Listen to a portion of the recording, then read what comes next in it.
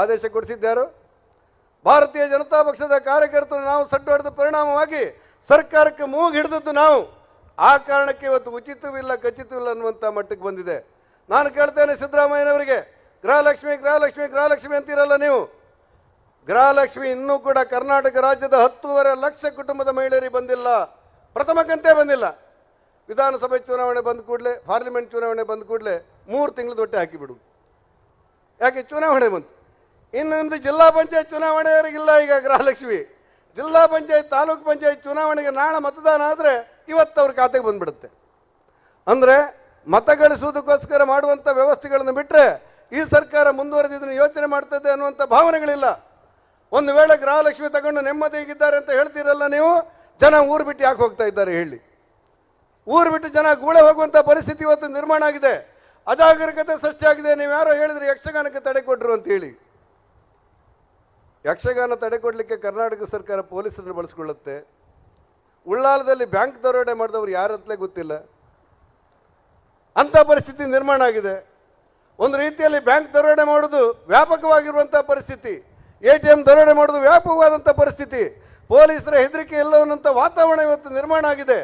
ಆ ಹಿನ್ನೆಲೆಯಲ್ಲಿ ಪೊಲೀಸ್ ಶಕ್ತಿಯನ್ನು ಜನಹಿತಕ್ಕೆ ಬಳಸಬೇಕಾದಂಥ ಅವಶ್ಯಕತೆಗಳಿದೆ, ಜನರ ಹಿತಕ್ಕೆ ಬಳಸಬೇಕಾದಂಥ ಅವಶ್ಯಕತೆಗಳಿದೆ.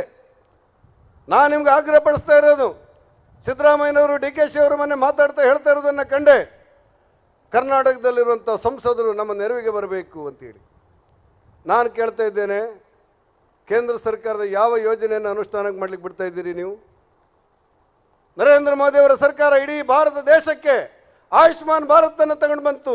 ಆಯುಷ್ಮಾನ್ ಯೋಜನೆಯನ್ನು ಯಾವುದೇ ಸಾಮಾನ್ಯ ಬಡ ಕುಟುಂಬದಲ್ಲಿ ಶಸ್ತ್ರಚಿಕಿತ್ಸೆಗೋಸ್ಕರ 5 ಲಕ್ಷವನ್ನು ಉಚಿತವಾಗಿ ಕೊಡುವಂಥ ಯೋಜನೆ ಆಯುಷ್ಮಾನ್ ಭಾರತ್. ಇವತ್ತು ಕರ್ನಾಟಕದಲ್ಲಿ ಏನಾಗಿದೆ ಅಂತ ಹೇಳಿದರೆ ಆರೋಗ್ಯ ಕಾರ್ಡ್ ಅಂತೇಳಿ ಮತ್ತೊಂದು ಆದೇಶ ಕೊಟ್ಟುಬಿಟ್ಟಿದ್ದಾರೆ. ನೀವು 3 ಲಕ್ಷ ರೂಪಾಯಿ ಆಪರೇಷನ್ ಆದರೆ, ಶಸ್ತ್ರಚಿಕಿತ್ಸೆ ಆದರೆ ಕರ್ನಾಟಕ ಸರ್ಕಾರ 60,000 ರೂಪಾಯಿ ಕೊಡುತ್ತೆ. ಕೇಂದ್ರ ಸರ್ಕಾರ ಕೊಟ್ಟಿರುವಂಥ ರೇಟ್ ಬೇರೆ, ಕರ್ನಾಟಕ ಸರ್ಕಾರ ಆಯುಷ್ಮಾನ್ ಕಾರ್ಡಲ್ಲಿ ಕೊಟ್ಟಿದ್ದ ರೇಟ್ ಬೇರೆ.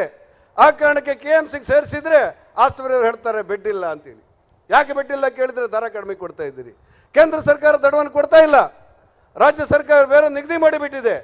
ಹಾಗಿದ್ರೆ ಆಯುಷ್ಮಾನನ್ನು ಕೇಂದ್ರ ಸರ್ಕಾರ ಕೊಟ್ಟದನ್ನು ಕೂಡ ಕೊಡದೇ ಇರುವಂಥ ಕೆಟ್ಟ ಪರಂಪರೆಗಳಿರುವಂಥದ್ದು ಕಾಂಗ್ರೆಸ್ ಸರ್ಕಾರ ಅಲ್ವೇನು? 70 ವರ್ಷ ಮೀರಿದವರಿಗೆ ಆಯುಷ್ಮಾನನ್ನು ಕಡ್ಡಾಯ ಮಾಡುತ್ತೆ ಕೇಂದ್ರ ಸರ್ಕಾರ. ಅದಕ್ಕೋಸ್ಕರ ಕೋಟ್ಯಾಂತರ ಸಾವಿರಾರು ಕೋಟಿ ರೂಪಾಯಿ ವಿನಿಯೋಗ ಮಾಡುತ್ತೆ. ದುರಾದೃಷ್ಟಕ್ಕೆ ಕರ್ನಾಟಕ ರಾಜ್ಯದಲ್ಲಿ 70 ವರ್ಷ ಮೀರಿದಂಥ 25 ಲಕ್ಷ ಜನ ಅರ್ಜಿ ಹಾಕಿದ್ದಾರೆ. ಒಬ್ಬನಿಗೆ ಆರೋಗ್ಯ ಕಾರ್ಡ್ ಕೊಟ್ಟಿಲ್ಲ. ಯಾಕೆ ಕೊಟ್ಟಿಲ್ಲ ಕೇಳಿದರೆ ಕೇಂದ್ರ ಸರ್ಕಾರ ಕೊಡಬೇಕು, ನಾವು ಕೇಂದ್ರ ಸರ್ಕಾರ ಕೊಡಬೇಕು, ಕೇಂದ್ರ ಸರ್ಕಾರ ಕೊಡಬೇಕು. ಕೇಂದ್ರ ಸರ್ಕಾರ ಕೊಡ್ತಾ ಇದೆ, ಅನುಷ್ಠಾನ ಮಾಡ್ತಾ ಇಲ್ಲ ರಾಜ್ಯ ಸರ್ಕಾರ. ಅಲ್ಲ ಅಂತ ಹೇಳಿ ತಾಕತ್ತಿದ್ರೆ ಆರೋಗ್ಯ ಮಂತ್ರಿಗಳು ವಿಶ್ವಕರ್ಮ ಯೋಜನೆಗೋಸ್ಕರ ಕರ್ನಾಟಕ ರಾಜ್ಯದಲ್ಲಿರುವಂಥ 18 ಪರಂಪರೆಯ ವೃತ್ತಿ ಕುಲಕಸುಬುಗಳಿಗೋಸ್ಕರ ಕೇಂದ್ರ ಸರ್ಕಾರ 13,000 ಕೋಟಿ ರೂಪಾಯಿನ ಭದ್ರತೆ ಕೊಡುತ್ತೆ. ರಾಷ್ಟ್ರೀಕೃತ ಬ್ಯಾಂಕ್ಗಳಿಗೆ 13,000 ಕೋಟಿ ಭದ್ರತೆ ಕೊಡುತ್ತೆ. ಕರ್ನಾಟಕ ರಾಜ್ಯದಿಂದ 26 ಲಕ್ಷ ಅರ್ಜಿಗಳು ಇವತ್ತು ಬಂದಿದೆ ವಿಶ್ವಕರ್ಮ ಯೋಜನೆಗೆ. ಆ ಬಡವರಿಗೆ ಟ್ರೈನಿಂಗ್ ಕೊಟ್ಟು ಅವರಿಗೆ 15,000 ರೂಪಾಯಿಯ ಉಚಿತವಾದಂಥ ಮೆಟೀರಿಯಲ್ ಕೊಟ್ಟು ಅವರಿಗೆ ಕಡಿಮೆ ಬಡ್ಡಿಯಲ್ಲಿ ಸಾಲ ಕೊಡುವಂಥ ಯೋಜನೆ. ನಾನು ಸದನದಲ್ಲಿ ಒಂದು ಮಾತನ್ನು ಕೇಳಿದ್ದೆ ಆಡಳಿತ ಪಕ್ಷಕ್ಕೆ. ಏನು ಮಾಡಿದ್ದಾರೆ ಅಂತ ಹೇಳಿದರೆ ಸಿದ್ದರಾಮಯ್ಯನವರ ಸರ್ಕಾರ ಮುಖ್ಯಮಂತ್ರಿಯ ಕಚೇರಿಯ ಮೂಲಕ ಎಲ್ಲ ಜಿಲ್ಲಾಧಿಕಾರಿಯವರಿಗೆ ಮೌಖಿಕವಾದಂಥ ಸೂಚನೆ ಕೊಟ್ಟು ಯಾರೂ ಕೂಡ ವಿಶ್ವಕರ್ಮ ಯೋಜನೆ ಅನುಷ್ಠಾನಕ್ಕೆ ಶ್ರಮ ಪಡಬಾರ್ದು ಅಂತೇಳಿ ಜಿಲ್ಲಾಧಿಕಾರಿಯವರಿಗೆ ಸೂಚನೆ ಕೊಟ್ಟಿದೆ.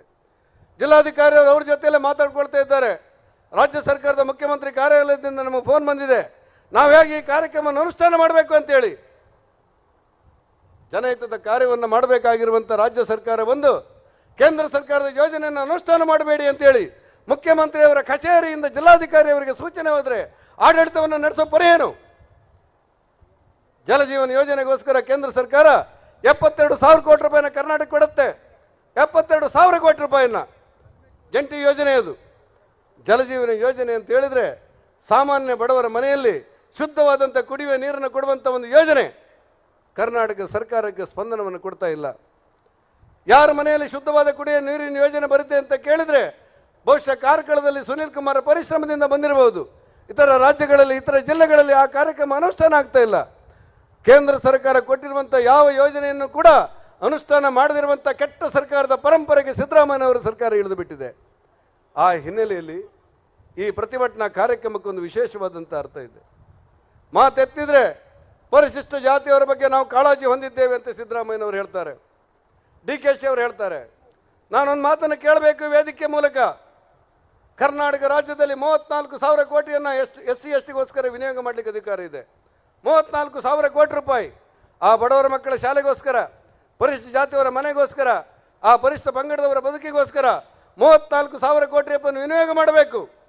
ಆದರೆ ಸಿದ್ದರಾಮಯ್ಯನವರ ಸರ್ಕಾರ 24,000 ಕೋಟಿಯನ್ನು ಇತರ ಖರ್ಚುಗಳಿಗೋಸ್ಕರ ವಿನಿಯೋಗ ಮಾಡಿ ಪರಿಶಿಷ್ಟ ಜಾತಿ ಪರಿಶಿಷ್ಟ ಪಂಗಡದವರಿಗೆ ಅನ್ಯಾಯ ಮಾಡಿರುವಂಥ ಸರ್ಕಾರ ಯಾವುದಾದ್ರೂ ಇದ್ರೆ ಅದು ಸಿದ್ದರಾಮಯ್ಯನವರ ಸರ್ಕಾರ ಅಲ್ಲ ಅಂತ ಹೇಳಿ ತಾಕತ್ತಿದ್ರೆ ಅಲ್ಲ ಅಂತೇಳಿ ಪರಿಶಿಷ್ಟ ಜಾತಿಗೆ ಮೀಸಲಿರುವಂಥ ಬಜೆಟ್ನಲ್ಲಿ 24,000 ಕೋಟಿ ರೂಪಾಯಿನ ನಾವು ತೆಗೆದಿಲ್ಲ ಅಂತೇಳಿ ಕಾಂಗ್ರೆಸ್ ಸರ್ಕಾರ ಹೇಳಿ ನೋಡೋಣ. ಪರಿಸ್ಥಿತಿಗಳು ಅಂಥ ಕೆಟ್ಟ ಮಟ್ಟಕ್ಕೆ ಬಂದುಬಿಟ್ಟಿದೆ.